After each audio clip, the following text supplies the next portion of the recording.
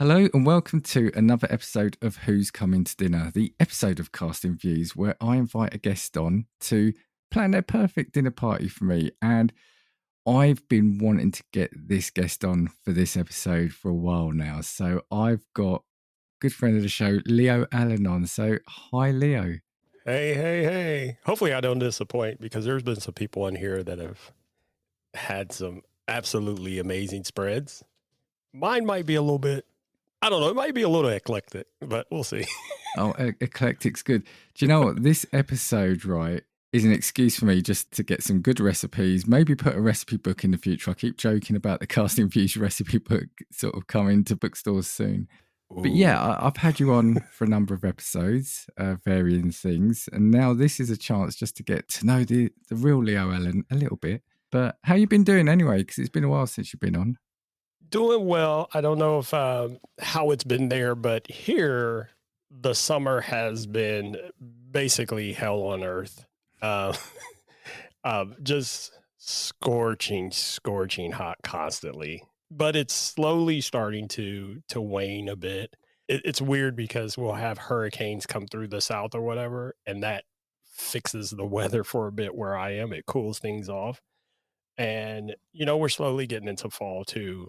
But it's been really, really nice and cool, but then it's going to get really hot again, they're saying. So, and other than that, just the typical adulting work, stuff like that. And trying to squeeze in side projects here and there where I can. So I love that when you say side projects. A side project for you is, it feels like it's probably a mega epic project for me, everything you're doing. So what was it? It was the last time I think you were on, there was the audio book, right? Or the audio work.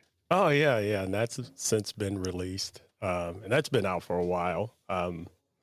Also working on some new music, which it should be released. There was a single release. The rest of it should be out pretty soon. And then just trying to get into more video stuff. Don't want to say too much, but working on something with someone, and we're going on into Halloween, and we'll just put it like that. You see what I mean? Side projects, a book, and out, music, a video project. Yeah. My mind doesn't stop. I have. Isn't that both a blessing and a curse, isn't it? It is. It really is, because it's like I'll just be sitting and I'm like, "Ooh, what would be a great idea?" Yeah. Well, and it's like, I'm not going to do anything today. And then my brain goes, "Ooh, what would be a great idea?" Yeah, you lie down and it says, "You think I'm going to let you just get a moment's peace?" Yeah, exactly. That's the thing. I keep saying, "Oh, I'm going to take a break," but then I'll be sitting down and I'll see something or hear something, and I'll be like, "That'll be a great episode," and then I'll quickly run to write it down so I don't forget the idea. And then the thing is, like, I'm looking to my board, and what that's led to though is I've got a few things I've written down that I don't actually know what I meant by them. So I've not taken them off because I'm trying to work back. At some point it will hit me. It's just random words at this point. And I'm trying to work out. I can see the board. It's full. It is completely full. I've just got to turn them into ideas though, but a couple of them make no sense to me anymore. I've heard of writers doing that. They'll have a notepad by their bed and then they'll scribble something down, an idea or a dream, to turn into a book. And then when they look at it later, they're like, I have no idea what this means. Yeah. But I was actually just going to go back to what you were saying as well about the summer. So I know I've had some interesting conversations with people over in the States, and I've seen some things on social media now. Our summer, we had a dreadful, I think it was June, or it felt like April, May, June was just rain all the time. Then July, it's kind of kicked in, and we're in August now, but we were hitting sort of mid-30s, which for us is quite high. We're averaging now around 25, 26, which is probably just about right. But it's that age-old argument. So I think that's going to be around mid-80s, I think. I was going to say, we'll have to convert that. But yeah, we don't have aircon. It's this whole argument. I think it's becoming more of a thing here now. Oh, yeah. You've told me this before. Yeah. But we've got 100 years of building our houses to keep the heat in. And this is a problem now. Right. Yeah, that wouldn't work here. And where I'm at, and a lot of places are this way. I'm in Ohio. We have extremely high humidity. So so let's say, like you said, 26, which is 78 degrees for us. Now, granted, we've been a lot hotter than that. 78 for us is spring.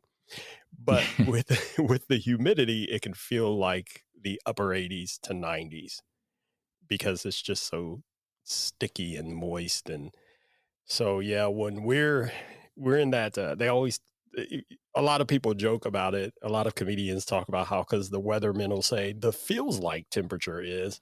It's like, well, that's the temperature. Stop saying it's 80, but it feels like 102. Well, if it Yeah, feels like 102, it's that's 102.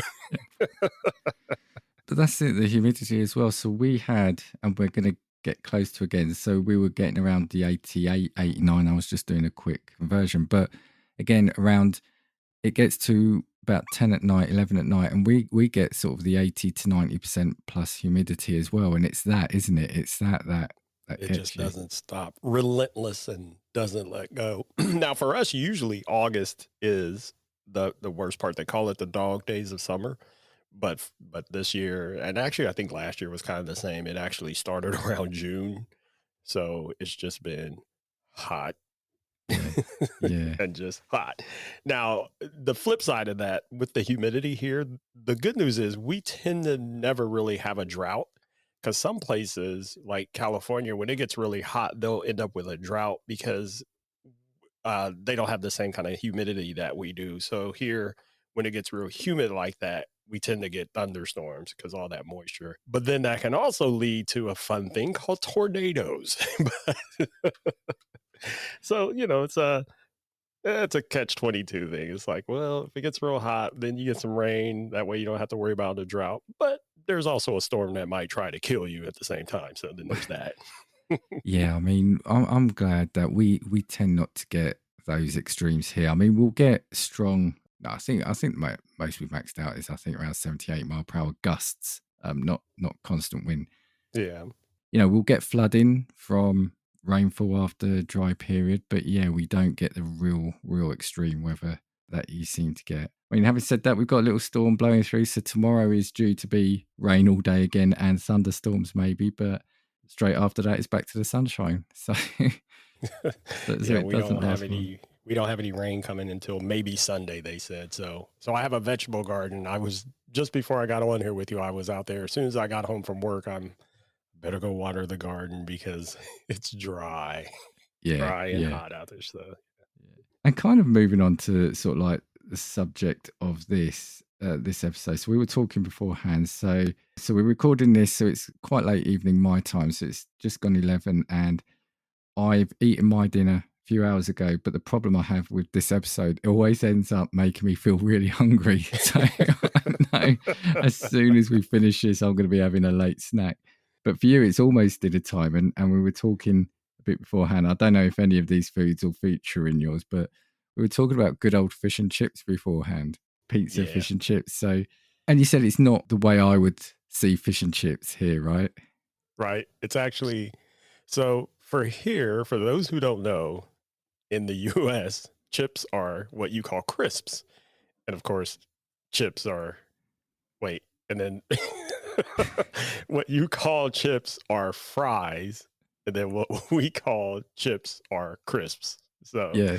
So what every Friday night we have what we just call it pizza and wing night here in the house. So I order pizza and wings mainly for the kids, and then and I say kids, but they're basically little adults now. And for myself, I was like, well, I didn't really want pizza, so I ordered fish and chips. And you said, a man after my own heart. I said, well, now Yeah. I got to quantify that, because when I say chips, I mean chips, crisps, because this particular restaurant, they make these special crisps and a special dipping sauce with them. And I love it. So I'm like, I didn't want pizza, so I got that instead. See, I'll admit, I would look perplexed if I ordered fish and chips and got fish and crisps. Sorry. And like I was telling you, we have that regional disagreement, if you will, whether or not it's pop or soda. Now, I Oh, grew yeah, up yeah. calling it pop. One year when I was younger, I went to Washington D.C. and then we went out to eat. And I asked that we were at some restaurant, and I asked the girl, "What kind of pop do you have?" And she looked at me real puzzled. She was like, "What?" So, "What kind of pop do you have?" And my friend kind of elbowed me. He was like, "Soda." Say soda. You know, I find that really strange. So even the variations for yourself. I mean, I can imagine if we come over and say, "Can I have some chips?" and I'll get some crisps. I can Yeah. imagine. Well, people would say, "What kind you want?" If Yeah. you ask for chips, they'll say, "What kind? You want plain, barbecue, sour cream and cheddar, ruffled? What?" Yeah, You and want I some? will say to you, for us, I would call it. I mean, I don't know if it's an age thing, but we would call, or I would call pop a fizzy drink. Well, see here, if you say that, someone will probably say, "Well, what do you mean? You want a soda? You want tonic water? Or you want a beer? Because a beer is a fizzy drink. What do you want?" Oh dear. Oh no, I'm already getting hungry now to talk about all this. Right, so let's get into this because, as I said, I know you've listened to some of these, and I wanted to get you back on for this. And so I know you know the format, but you're going to host your perfect dinner party. I'm guest number one. I've made myself at home. I'm having some of the pizza and wings. Ordered a fizzy drink. I'll ask for a fizzy drink. I'm hoping I'll get a beer now. And so we're going to go through. You're going to introduce a course, and once you've discussed the course, you're going to tell me why, and then you're going to introduce a person, a celebrity, or a person of note, and why. And then there might be some questions at the end. But yeah, this is all you now. Over to you. So let's have your starter.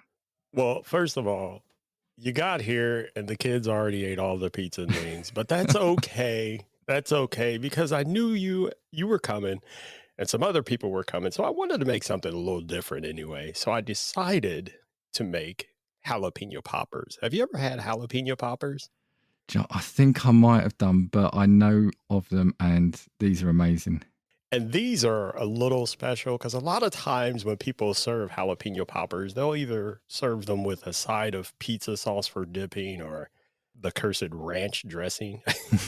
I know you guys don't do ranch dressing, do you? Or do you? No, and that's why when we're in the States, my wife loves having it because we don't really What? do that here. Yeah. So here, now there are people who like ranch dressing, but uh, the majority of people kind of consider ranch for kids because kids love Okay. ranch dressing. So it's like the kids dressing. That's why So we'll get no strange looks then. Yeah. exactly. But for these jalapeno poppers, these are going to be a little bit different. I'm going to make jalapeno poppers with lime cilantro dip. Now, of Ooh. course, these poppers, they're going to be made with some softened cream cheese, some shredded sharp cheddar cheese, some green onions, and of course some all-purpose flour to add to the breading. And then we got to use some egg whites and whatnot, and then some panko breadcrumbs just to add that little extra crunch once they're fried. And Oh then man.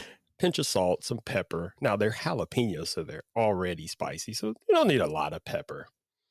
Now for this lime dip, I don't know about you. I love tart flavors. I Yeah. love lime. I Yeah. love lemon. I love balsamic vinaigrette. You get me started on that. Whew. So we're just going to use a couple cups of sour cream, some more green onions, and then a half a cup of lime juice, and then 2 teaspoons of minced fresh cilantro, which I grew in my garden, by the way, and then a pinch of some garlic salt. Of course, we're going to deep fry those jalapeno poppers, mix all that dip together, and that's going to be our appetizer.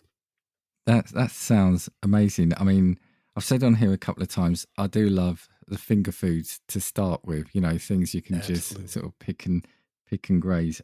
And yeah, it's really interesting what you said about like the tartness of the lime, especially with rich foods. It's nice to have that cut through, isn't it? It's just that Exactly. Yeah. contrast. Are you a spicy person? Oh, yeah. Yeah. So, just to warn you, a lot of what we're going to have today might be spicy. So, be ready. Nice. Well, No, it's going to be. I'm good for that. I'm good for that. I think I'm finding my tolerance for it as I'm getting older. I love it, but my stomach doesn't seem to so much anymore. But Oh, but It's yeah, no, I used to when I go out, I would used to buy like the extra hot this or that. But I find now when I'm going out, I want to enjoy what I'm paying for. But back home is where I'll add the chili sauces and the peppers. So it's at home Right. where Yeah. I'll chuck a bit more on. Now, I'm more of a person who I say this to people all the time. I don't do the crazy hot stuff. Like, I'm not into all the super ghost pepper or Yeah. atomic this and that. I'm like, I'm not a dare eater. I just like spicy, but I like when spicy, it just adds to the flavor of the food Yes. Yeah. without covering the food up. So when you see these people doing these spice challenges, I'm like, it's honestly kind of childish to me. I'm like, that's not eating. You're just daring yourself to Exactly. torture Yeah. yourself for what? So Yeah, the people that are then having to chug a gallon of milk, and they're crying right. and they've lost 2 stone in body weight, from the sweats. Exactly. I don't see the fun in that. No, I agree with you. We've got here, there's a fast food chain called Nando's. It's a chicken place that has this peri peri sauce, which is a spicy sauce. And it's really, if you go there, you can choose your variation, your heat level. But they now do bottles of the sauce here in the shops. And I buy that and I like that because, as you said, it has got a real strong heat to it. But I get like I think there is a lime, like or garlic and a lime or a lemon one. And as you said, it's about adding that flavour to it. It's not just having heat for heat's sake. It's got to Exactly. Yeah. enhance, right? Right. If here we have what I think is I'm not going to say it's my favorite sauce, but it is my always go to sauce. It's always in here in the house. We always keep Frank's Red Hot um, Okay. because that's a hot sauce that it, it, it does exactly that. It just adds flavor, but it Mm, doesn't overpower your food. yeah. That's what I like. So, And that's what I like about jalapenos as well. They've got a really nice flavour themselves, haven't they? They're not just heat. absolutely. Yeah. And for some Okay. reason, the one of the reasons why I'm also making these poppers for this appetizer is because I planted some jalapenos in my garden this year, and they won't stop. I every day I'm picking jalapenos. I'm like, oh my gosh, they've gone crazy. So I have a lot of jalapenos, so we got to cook them up and eat them. No, all you need to package them up and put your face on the pack and sell them. That's what you need to do. Yeah. Yeah, maybe. Right. Okay. So I'm loving the starter. So I'll say that again, no doubt, before the end of this. So who is coming through the door on Well, this just one? as I was, got them all ready and served and getting ready to serve them, I mean, and I was thinking, oh my gosh, we need something to drink to go with these, and not just Okay. water. And they're not that hot. We don't need milk, but just then the doorbell rings, and the one and only Snoop Dogg's at the door, carrying a couple cases of. Now you remember his song "Gin and Juice"? Mm-hmm. Mm-hmm.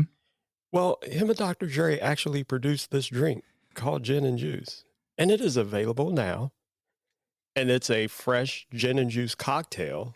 I think we would go with the passion fruit or the citrus melon. We were just talking about that citrus twang that we like. Yeah.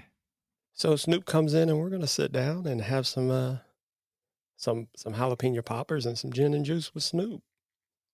Wow. Blimey. That's a fantastic opening here. So always been a fan of him? Always. I don't know if you've seen Snoop is Mr. International nowadays. He was Really all is, over the hasn't yeah. Olympics. And Yeah. even before then, so I follow this guy on social media. I mean, first of all, it's Snoop, but he is always into everything. I mean, it's just funny. Like if something is going on, well, and then there's Snoop, Yeah. and then sometimes inevitably, and Martha Stewart, which we all still are trying to equate that, but they tend to hang out a lot. But he's just genuinely funny, and everyone that ever meets him, they're like, he's such a nice guy too, and he's always trying to help people. I don't know, I just think he's one of the coolest people who's ever walked the face of the earth. It's funny, isn't it? Because you go back. So, well, let's say from a UK perspective, when he broke the scene, he seemed, it seemed like it was one of those edgy performers, artists, and I think there's a story now. It's probably one of these urban myths, but that he was banned from coming over. But the Queen actually said no. We want him let him in because that her grandkids liked him, and so I think he always tells a story about how he loved the Queen because of that. Yeah, how it's evolved, and like you said, he's almost Mr. TV now, isn't he? Because his Yep. reception at the Olympics as well, he seemed to be everywhere and having a jolly good time as well. Everybody loves Snoop. And if you ever do get a chance to follow him on social media, like even Instagram, he'll just post things where he's just hanging out with people and they're Yeah. just talking, playing cards or whatever. And he loves playing video games. He used to live stream. I don't know if he does anymore, but there's that famous story where he was live streaming one night and he forgot to turn the stream off and he left, but the stream stayed open for like 12 hours and people just waited. And then he finally came back in and he was like, did I leave this on? Oh, he's just hilarious. And he's always smoking. And it's like, how does this guy get away? Everywhere he goes, he's smoking weed and everybody just accepts it. And there's so many celebrities that have these funny stories about, well, one time Snoop got my mom high. Like he did that at the it was like the Academy Awards or something one year. And everybody, they remember it and they love him for it. And they think it's hilarious. And not for that reason. I just think it would just be fun to hang out with Snoop and have some poppers and some gin and juice. I mean, it'd definitely be interesting. Yeah. I mean, I'd definitely love to have a conversation there. And he would call you nephew. Does he?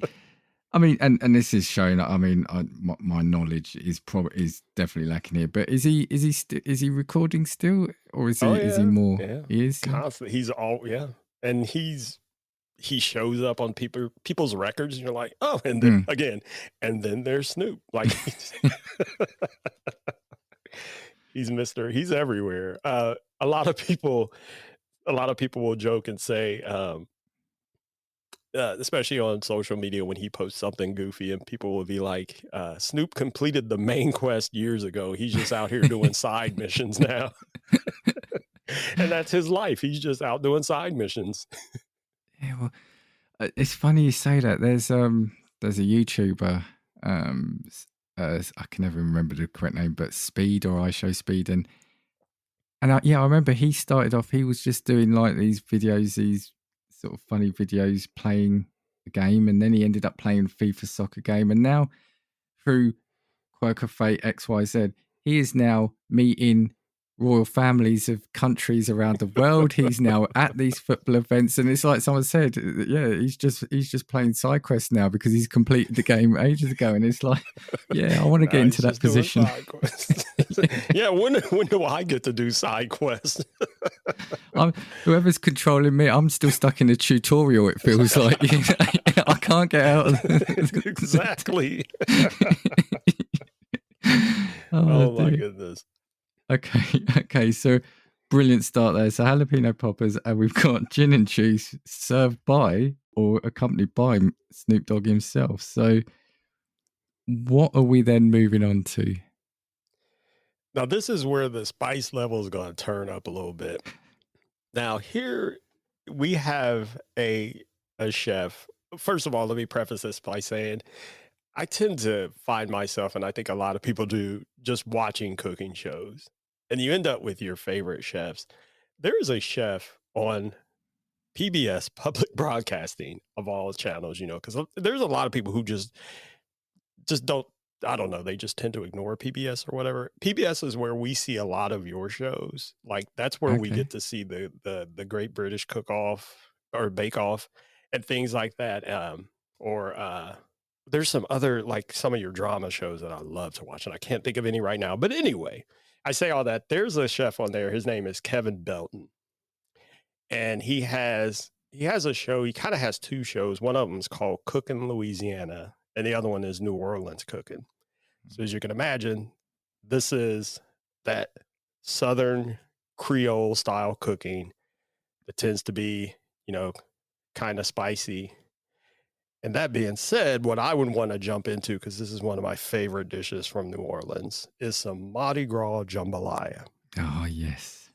So you know jambalaya then. Yeah. Uh, Well, no, sorry, I was going to say, yeah, because I went to, many years ago, I actually went to New Orleans, Memphis. I did a little tour around that. And, my wife always, she determines where we go. She picks holidays and I'm like, what we eating? But as soon as she picked that, I knew exactly what we were eating as we were going around. But sorry, yeah, it's a Mardi Gras jambalaya. Yeah, you cannot, in my opinion, you cannot go to. Now we don't say New Orleans. At least the people in New Orleans. It's Nolans. Nolans. It's Nolans. Nolans. We got to have some Nolans Mardi Gras jambalaya. Now I'm not going to go through all of these ingredients because it's pretty intense. It's pretty extensive, but the main ones you got to have some Creole and Dolly and shrimp jambalaya sausage, uh, a pound of regular sausage, just like Bob Evans sausage. You got to have a pound of chicken. You need onions, celery, bell peppers, Creole seasoning, couple cloves of garlic, some tomato sauce, bay leaves, sugar, and so on and so forth, and a pound of cooked, freshly caught shrimp from the bay. That's what we're going to have for the main course. We're going to spice it up. Now, Kevin, he just shows up with this pot. So he's our next celebrity as well. So not only are we having that jambalaya, he's going to be there with us because he walks in with the pot and it's already cooked, but he throws it on the stove to heat it back up for us. Sorry, what was his name? Kevin? Kevin Belton. And it's every time I watch this guy, his, uh, and it's funny because I tend to catch him on Sundays when I'm not doing anything. And then it's like, well, now I'm just sitting here getting hungry. Yeah, I want to look at. Yeah, I'm just looking him up because I'll be honest. I see you just sent something through. I'll send you the, yeah. Yeah, I don't really know him, but yeah, I mean, I'm looking at Wikipedia, cooking style cuisine of New Orleans. So yeah, I'm definitely checking him out. I just love that. I mean, the gumbo as well, and it's just like I said, anything that's got lots of flavors, but all the complementary flavors, just that's me, man. It's literally a symphony of flavors, if you will. Yeah, yeah.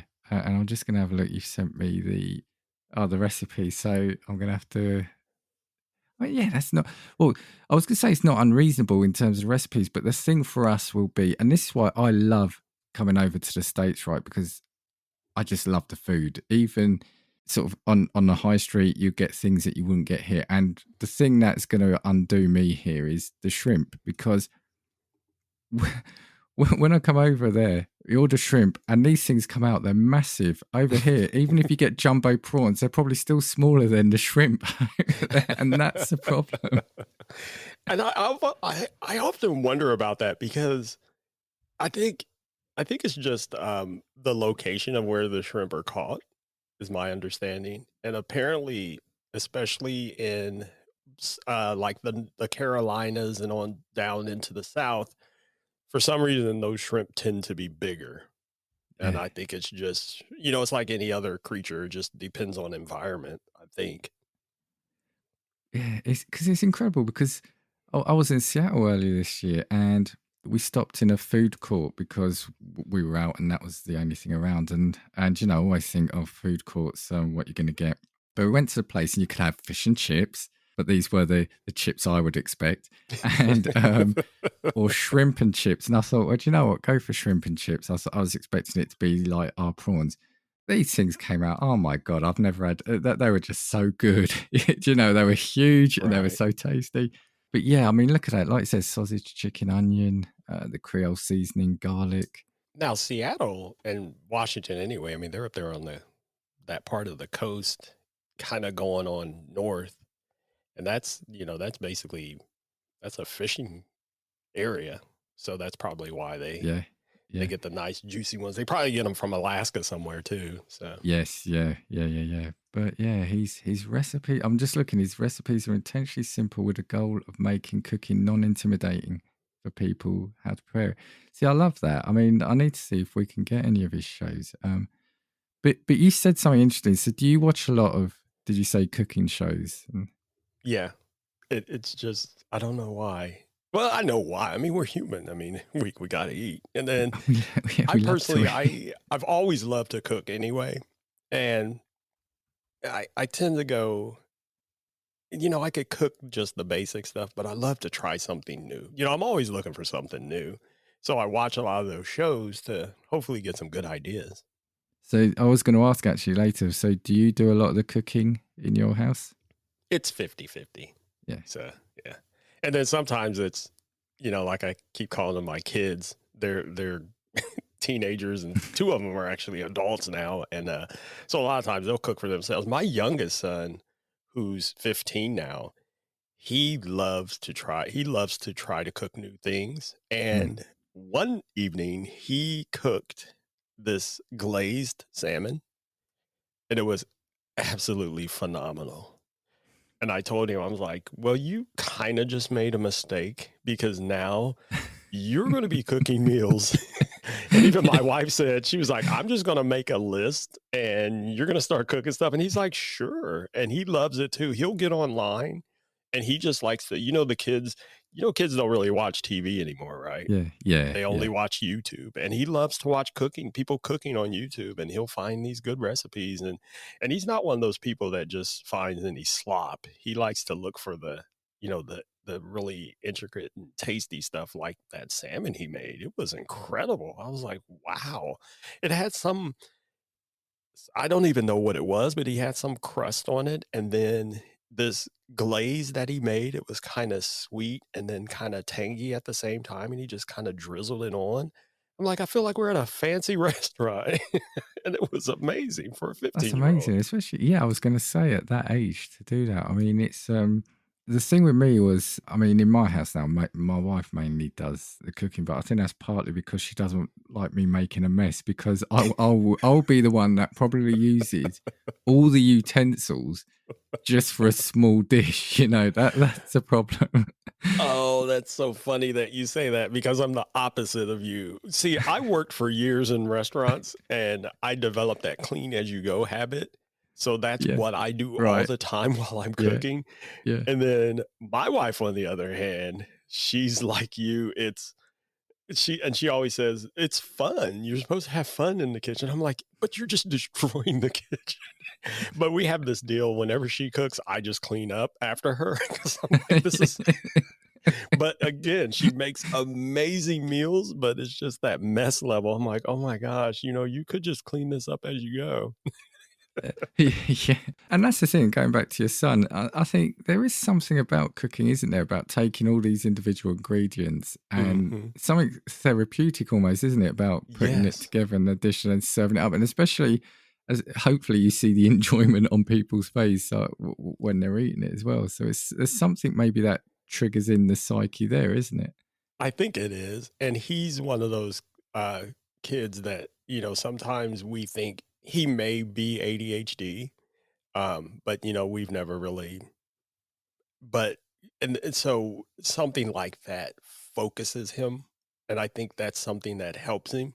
And so when he's cooking, he is in the zone. And I'm like, man, look at this kid go. And then he makes these amazing things. And so, And like I said, it's interesting. With YouTube now, you've got channels that really focus on it now. So you're not watching what we used to have, like the really stuffy kind of cookery programs that were almost talking down to you. Now Julia it's Childs. well, and kind of had them over here as well, and it's like now it is appealing. Everyone can cook, and they know you can. And here's I'm going to show you something fun you can do, rather than the cooking is serious. You're going to cook a serious meal Right. that we kind of Here's had in a the 80s and 90s. Yeah. Here's a funny trend I've noticed, and I've noticed this more on TikTok. There are adults on TikTok who should not be in the kitchen, much less making videos and posting them of the absolute disgusting nonsense that they're throwing together. And it's so bad that people make videos and stitch them together to make fun of these people. And there are literally hundreds of thousands of these videos. The funny flip side to that, in my opinion, is there are these kids that are on there making these absolutely amazing meals. There's this one kid, I can't think of his name right now. He ended up Gordon Ramsay ended up inviting him to be like they did some project together because this was just some kid cooking stuff at home and posting it, and he's phenomenal. So to me, it's like we got all these adults who obviously don't know how to cook, like boiling ground beef. Ugh, and calling it something or other and slapping a bunch of melted cheese on it and it looks disgusting. And but then you got these kids that are taking their time and when I say kids, I'm talking about 10 to 12-year olds. And Yeah, to me, I yeah. find it ironic. We got all these adults that can't cook and posting videos, but then you got these kids that are just running circles around them. And about the programs again, it's funny what you say because I'm addicted to all these cooking shows as well. I watch more. I mean, the Great British Bake Off is my must see TV. It's a tradition now. I hear it. Yeah. Yeah, I love them all. Like the Gordon Ramsay shows. Even now, there's a I show on don't like Netflix. Gordon Ramsay though. No, I'm I just don't. gonna I don't yeah. necessarily as kind of what he turned out. You know, that some of the shows he did, but you know, sometimes when you're actually seeing him in shows where he's cooking seriously, that's kind of what I like to see rather than the showbiz side of Yeah, I it. don't But like that. I don't like the whole this is one of the reasons why I didn't like the show American Idol, for the reason that people liked it. That whole Simon Cowell just yeah, talking yeah, down to people and humiliating people. That's not entertaining to me. yeah, And I get people like it. I just don't. And that Gordon Ramsay, all the yelling and screaming and throwing stuff and humiliating people, I'm like, that's not entertaining to me. no, no. But there was a show here initially. It then turned into Kitchen Nightmares in America. But here he did a British one where he was genuinely trying to help some restaurants out. Yeah. And we've got a show here called Come Dine With Me, where it's 5 people, 5 strangers each night, kind of like this in a way. They host a dinner party for the other 4 people, and then they vote on it and who wins. And it's interesting to see what they make. There's one I've kind of got into on Netflix now. It's like the Great British Bake Off, but it's a Texan barbecue one. And of course that's for me because it's Texas barbecue. Oh, And we yeah. don't really do that here. It's just Oh. enthralling to me. Do you ever watch like Pit Boss? Those are the Yeah, smoker guys. it's Yeah. kind of I guess it's kind of like that. I think I've seen a bit of it, but the point I was going to say was like people always say to me, "But you watch all these, but you never make anything." And I'm like, "Yeah, but I watch a lot of football, but I don't play that either." I enjoy watching them. That's true. That's true. I'll tell you what, smoking is one of my passions. So the next time Oh, you're really? here, if you can make it to my neck of the woods, I'll put together, since you like to watch those guys, I'll throw something together for you Uh, that I think you'd then really enjoy. that's the deal. I mean, between you and I've also got to visit J&K. Yes, Jay, he's my smoking brother. We've never met and we're like the whole country apart from each other, but yeah, hearing him talking about it, I'm like, "Yep, I feel like we're on the same page in this." I've got to do a tour that covers both you, There you you go. and their house. Okay, so right, so back on topic now. So we got the Mardi Gras jambalaya and Kevin Belton, who I've made a note now because I'm definitely going to check him out. So before we move on to dessert, it's a question I tend to ask people: are you a dessert person? Ironically, not as much as I used to be. Um, I will enjoy a good dessert, and I think this one that's going to show up, the person who's bringing this dessert should bring something good. I used to really be into dessert, and for some reason, as I got older, I just don't as often. My wife is big on desserts, but me not so much. I will from time to time, but just not like I used to be. Yeah, I agree with that. I think as a kid, I used to, of course, go after all the chocolate puddings and things like that. Yeah. But now, give me 2 starters or 2 mains. If I'm having a 3-course, I want 2 starters. And I think that's what happened was to me as a kid, I burned myself out because Yeah. yeah, give me anything sweet, like sweets in general. And I think that's a lot of kids anyway. But Yeah. yeah, dessert. Oh my goodness. There was a time, and this was like when I was a teenager, I would buy an entire cheesecake, just the whole cheesecake pie, and I would eat that by myself. Wow. I loved cheesecake. Oh, I love that. And if you could see the glint in your eyes then as you said that. I still love cheesecake, but not as much as I did. But yeah, oh yeah, that was one of my favorites. I'm like, oh, I'm just gonna stop and get a cheesecake. So what are we having then for dessert? So for dessert, this is a chef that I watch a lot. Actually, my wife started me watching this person, and I'm like, oh, I have got to one day visit this person. She's known as the Pioneer Woman. I don't know if you ever heard of her. Her real name is Ree Drummond. And what she's going to bring us is something that looks absolutely amazing. It's simple because that's the thing for me with desserts. I've gotten to the point where I don't like things that are too fancy anymore. And these are just they're called pumpkin bars. Now, I kind of picked this too because we're going on into that Halloween season. I'm not on the pumpkin spice train like a lot of people are with Yeah. the lattes and all that yada yada yada. Yeah. However, I do think because in my opinion, first of all, fall is not pumpkin season. Fall is apple season. It's when apples are harvested anyway. I don't know who started this thing where it's pumpkin and pumpkin spice. Do you know that pumpkin spice really isn't? There's no pumpkin in pumpkin spice. You do know that, right?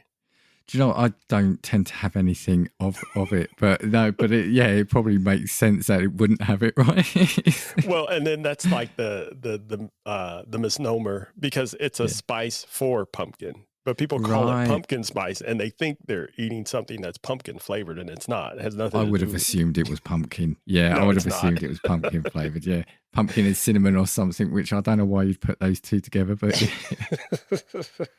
No, like a pumpkin pie. Now these pumpkin bars, like I said, they're pretty simple. It's just a little bit of unsweetened pumpkin puree, some vegetable oil, some brown sugar, granulated sugar, a couple eggs, some vanilla extract, some flour, and then there's that pumpkin pie spice. And that's where that all started, by the way. It's a spice just to add a Right, flavor. And then there's right. some baking powder, baking soda, and a little bit of kosher salt. And then you just bake it and bake it up and you make there's some cream cheese frosting, just some softened cream cheese, some unsalted butter, a little vanilla extract, a little more pumpkin pie spice, and some powdered sugar. And you get these nice, delicious looking pumpkin squares. See, Nice and again, simple, nothing exactly. crazy.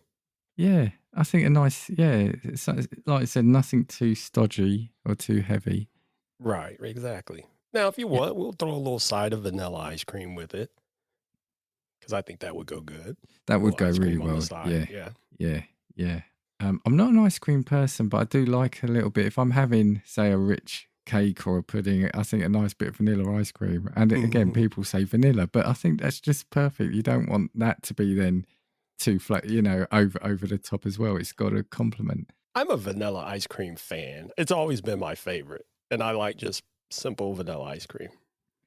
Yeah, So, and I was just you sent a recipe as well. I'm enjoying this, and yeah, I do recognise her. I think I've recently just seen her because I was flicking through the channels and saw a food channel, and I thought, of course, I mhm. want to watch that and not make anything.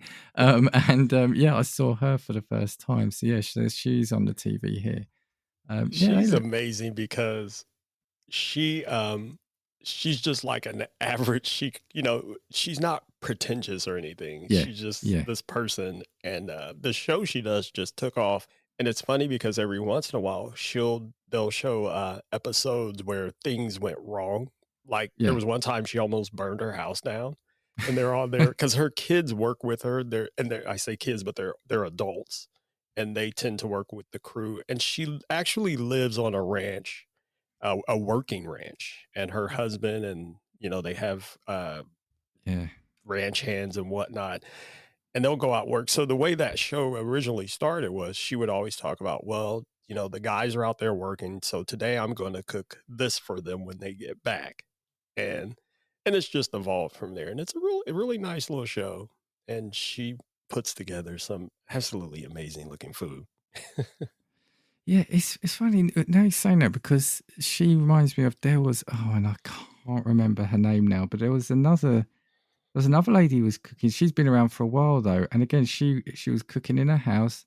I remember she was cooking for her husband Jeffrey for when he was coming home, and I can remember his name, but I can't remember hers. But it was about, she was a very quiet, it was nothing flashy, no Gordon Ramsay esque about her. Right. But again, it was like you're saying, it's about cooking what you assume, and you have to believe it, like real food for her family. And that's kind of what was the appeal for me. It wasn't like we're just going to make this and then it's not going to be eaten. It's we're doing this because this is what we want to eat. Well, there were times where there's a couple episodes with Ree where she would just do lunch sandwiches, and then they drive out onto the ranch where all the people were working, and she'd pass out these sandwiches, and she'd show how the sandwiches were made, and they were, of course, they were really good.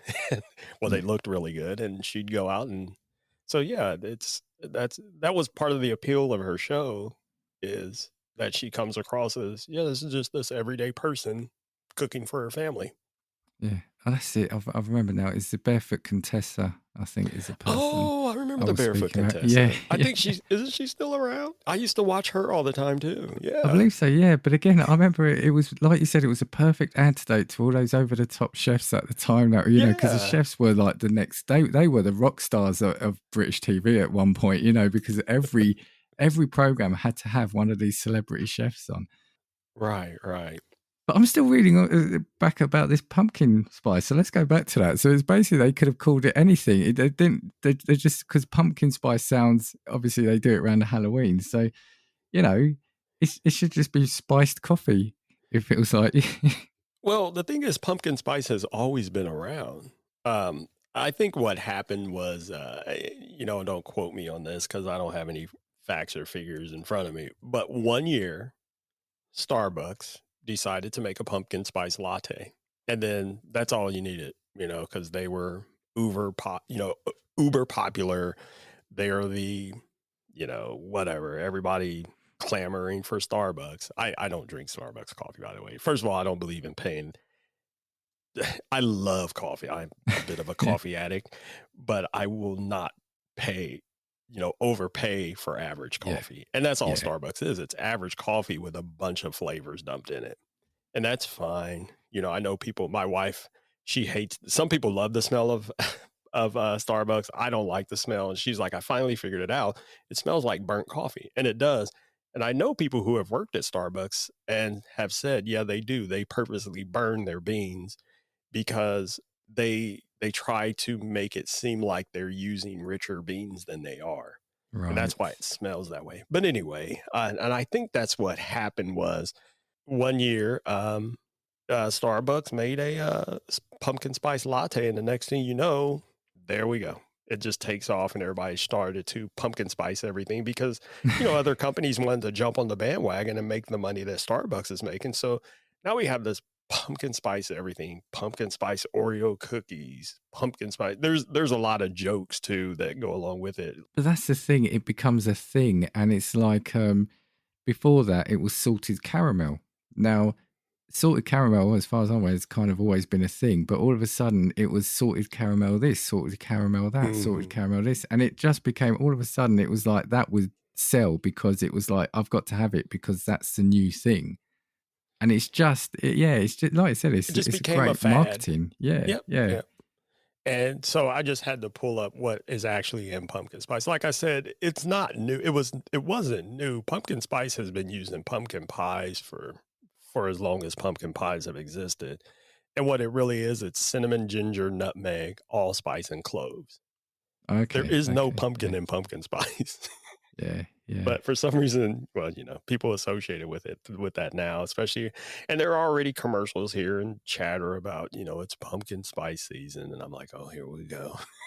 yeah. It's And for me, like I said, fall isn't even pumpkin spice season, it's apple season. And I live near some apple orchards, and every year we go to a couple particular apple farms and we get things like apple fritters. Yeah, while we're there, they also grow pumpkins because it's Halloween. We'll pick up a couple pumpkins to make jack-o'-lanterns or whatever. But it's apples, and we'll buy fresh apples from the orchard. And but yeah, fall is apple season. It isn't pumpkin spice season. But again, what are you gonna do? It's the The fat. apples are my thing. Yeah, it's sort of apple desserts. If anything with apple in, I think like apple and cinnamon as well is such a great combo for Oh, me. yes. Yeah, yeah. But this isn't me. This isn't my dinner party. Okay, so we got pumpkin bars, and I've forgotten her name. Sorry, it was Ree Drummond, Ree Drummond. or the Okay, Pioneer Woman, as she's most affectionately called. so the question I've got then. So, do you think your guests are all going to get along? So you've got a mixer, haven't you? Snoop Dogg and two chefs. Well, first of all, everybody loves Snoop, so I think we're fine there. Yeah. And I think Snoop might get Bree high or Ree high, so then she'll be all right. Kevin, I don't know. He might be the wild card, but that's okay. Before we do anything like that, we're gonna have an after dinner cocktail, which is Okay. actually one of my favorite cocktails in real life. This is one that I drink. I tend to drink whenever we go out to dinner or whatnot, and that is the good old fashioned Kentucky Mule. Now, most people know the Moscow Mule. I like the Kentucky Mule, probably because I'm in southwestern Ohio. We're bordering Kentucky. And if you're familiar with the Moscow Mule, it's vodka, lime, and ginger beer. The Kentucky Mule it's the same ingredients except you're going to use bourbon. And for me, the bourbon of choice would be a Woodford Reserve, only because, Woodford is nice and smooth. You don't want something that's a bit too overpowering. And with these mules, you got to be careful because it's one of those drinks that, you know, the danger of a drink that tastes really good, right? Yeah, yeah. Exactly. So you got to be careful. And they're always served in this nice copper cup and with lots of ice. So it's nice and refreshing and crisp. And you sip on that, and next thing you know, it's empty. And it's like, man, I could really use another one of those. And before you know it, you've had one too many. See, I was just looking that up, and firstly, I really want one now. Yeah, the bourbon with the ginger beer just sounds such a great combination.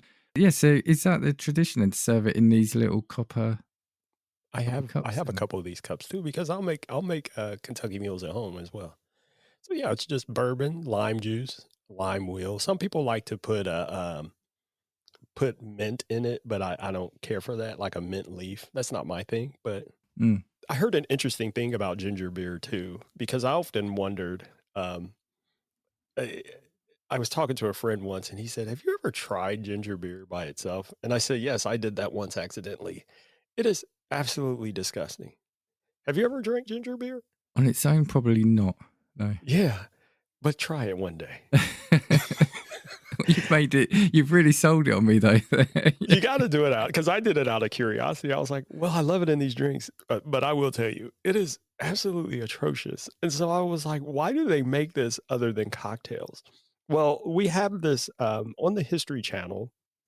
They do these series called, like, for example, they would say the men who built America, the men who made America, Okay, yeah. or the automobiles that made America. Well, they did one season. They did it was basically the liquor wars that were in America. So, we had prohibition at one time and blah, blah, blah. So people started making non alcoholic drinks.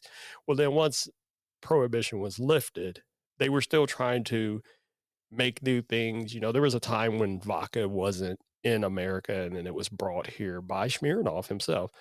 Well, during that time, they started making ginger beer. Well, no one liked it. So they had all of this ginger beer and they were like, we need to figure out what to do with all this stuff. So basically, they started working with basically bartenders, trying to get them to come up with concoctions that they could use, sell to people to get rid of ginger beer. And that's when we started getting things like the Moscow Mule and then eventually the Kentucky Mule. And there's other drinks that use ginger beer. Yeah, but ginger beer on its own, it almost wasn't here anymore until bartenders saved it. By trying to get rid of it. By try well, the people that invested money in it, they were trying to say, "We need to find a way to sell it," and it turns out the way to sell it was to mix it with other things. Do you know what? I'm making a note of that because there's an episode for the podcast I'm doing in the future, and this will fit right into that. And I'm not going to say what it is yet, but yeah, that'll fit right into that episode. The next question is: so we've had, or during a meal, what music is going to be playing? It can be Snoop Dogg, if he's bought his own mixtape as well. Well, But we've been listening to Snoop all night, but actually, we ended up, ironically, we were listening to some Snoop Dogg, and then someone else knocked on the door. Now, this is someone who didn't even really come for dinner. He was just like, I think I want to play some music for you guys. Mr. Lenny Kravitz. He just shows up. Oh, okay.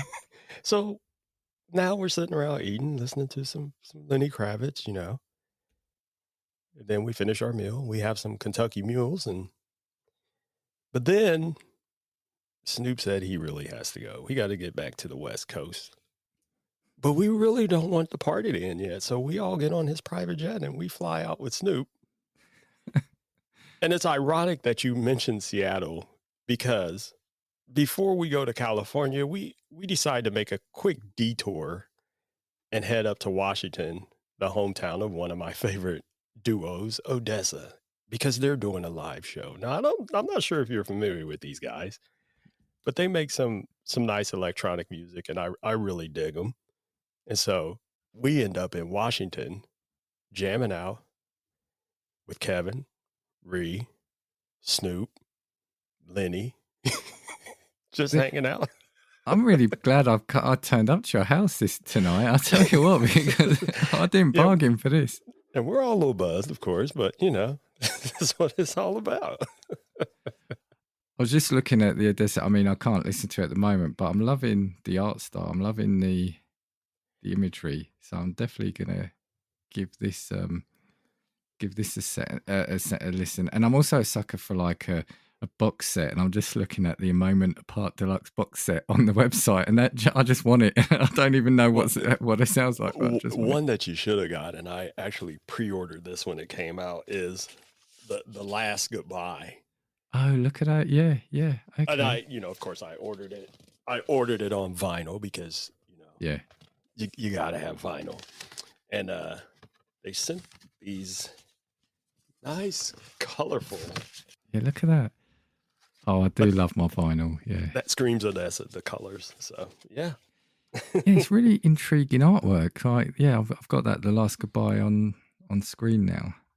Yeah, and it's funny, when I first started listening to these guys, maybe a couple of years ago, I didn't even know they were from Washington. And somehow I randomly found out. I was like, huh. And if you look at them, they don't look like they make this kind of music. But they do. Was it electronica, did you say? Yeah. Okay. No, I'm into that.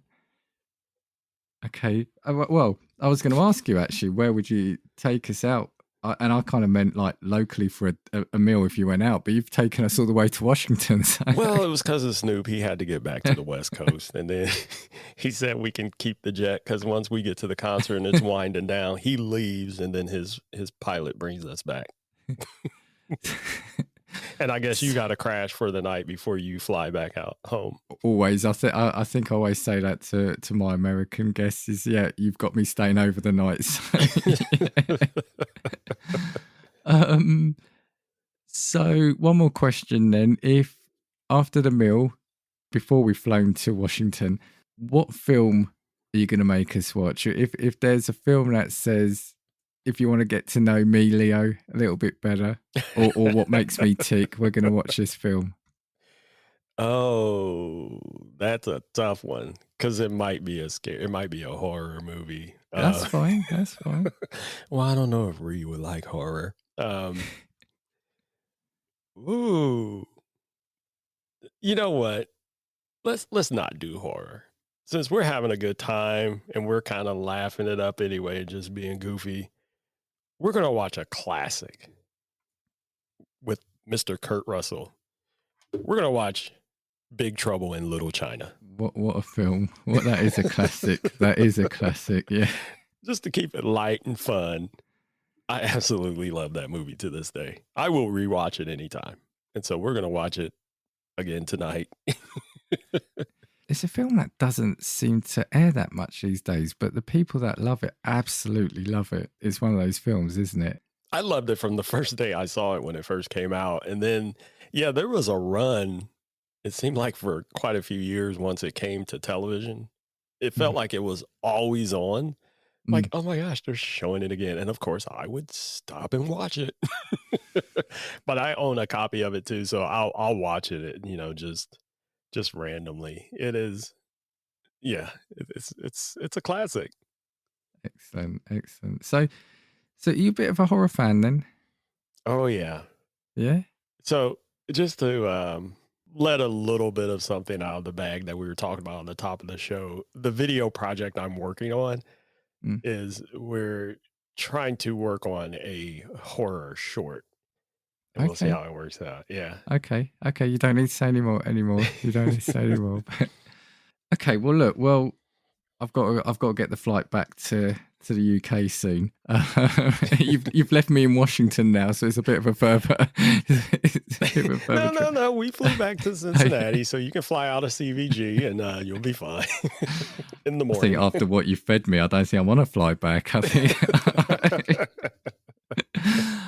No, but thank you for doing that. I do love doing these, and it's always different, obviously, because people have got their own preferences. But I'm now going to And have I to didn't go. give you sorry, I forgot that there, forgot to send you the recipe for the I love the fact that jalapenos. you've come with the recipes as well. So I'm going to have to frighten the wife now and say I'm cooking tomorrow. Yeah, those jalapeno poppers look nice, don't they? They do. Mhm, look at that dip. Ah, That's what I'm talking about. I'm just going to have to go and have some toast now. I think. Look, it's been so good having you back on, and just some of the conversations we've been having is drummed up a couple of ideas to get you back on now, actually. But do you want to, before you go, is there anything you want to shout out again about anything you're doing, or? Well, like I said, I got some music that I'm I keep saying, "Okay, it's finished," but then we were talking about, ideas go, "Oh, well, let's do this now." So for the for a few years now, I've been kinda stuck on I don't know if you ever heard of lo-fi. I kinda Yes, got yeah, a bit of an yeah, obsession with it. I'm like, "I need to make my own." So that's what's gonna be coming out here soon. nice, yeah. And you'll be able to find it on, it'll be released everywhere like Spotify, Apple Music, whatever, and also YouTube. So if you want to get a taste of some things that I've already done, like there was an album last year called Intentionally, you can just head to YouTube is the first easy place to go. And just go to or youtube.com at profound simplicity, and that's where you'll find the music. So, and then there's the film project that's still in the early stages that I'm working on with a couple people, and then there's another, podcasting is still lurking behind me, and people keep asking me, "Well, you're gonna do it again?" Well, there's a couple of things in the works with that too. People always ask about voluntary input. We'll see what happens. Hmm. There's always the possibility, and anyone who's never listened to it, it's still out there. Just go to voluntaryinput.com and you'll find all the places you can listen to it and all the things. And I've guested on a few shows like yours. I was recently on a show that I really love with a gentleman out of Canada. His name's York Campbell, and he has a podcast called Welcome to Earth Stories. And he writes these really interesting and intriguing kind of science fiction type stories. And season 7 I think it just wrapped up. I got to play a shape shifting alien villain, and that was a lot of fun. So, Yeah, you so took a yeah. lot of glee when you said that as well. Yeah, Well, I've never done. I don't think I've ever played a villain before, but it yeah. was really really fun. And that season, it was really great because when I recorded all of my lines and I turned them all in and working with him, I had an idea what the season was going to be about, but he's a really good producer. And when it came out, it was nothing that I thought it was going to be, and it was a nice surprise. So yeah, so stuff like that. That's what I've been doing, trying Oh, to well, stay creatively busy.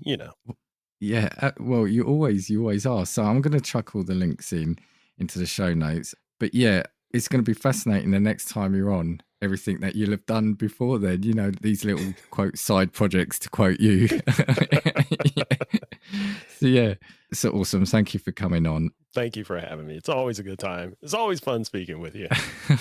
We're going to talk a little bit when we stop recording. I'm going to float some of these ideas past you just so we can start working them out. But for me, you're listening to me, so you know where to get me. But if you want to get in touch or you fancy doing one of these episodes, because I'm always on the lookout for more recipes, just check for Casting Views across all social media and you'll be able to contact me there. So until next time, you've been listening to the awesome Leo Allen giving his perfect dinner party. So I will see you next week. 1, 2, 3, 4. If I want your opinion, I will give it to you. Come on, take what we got, 'cause you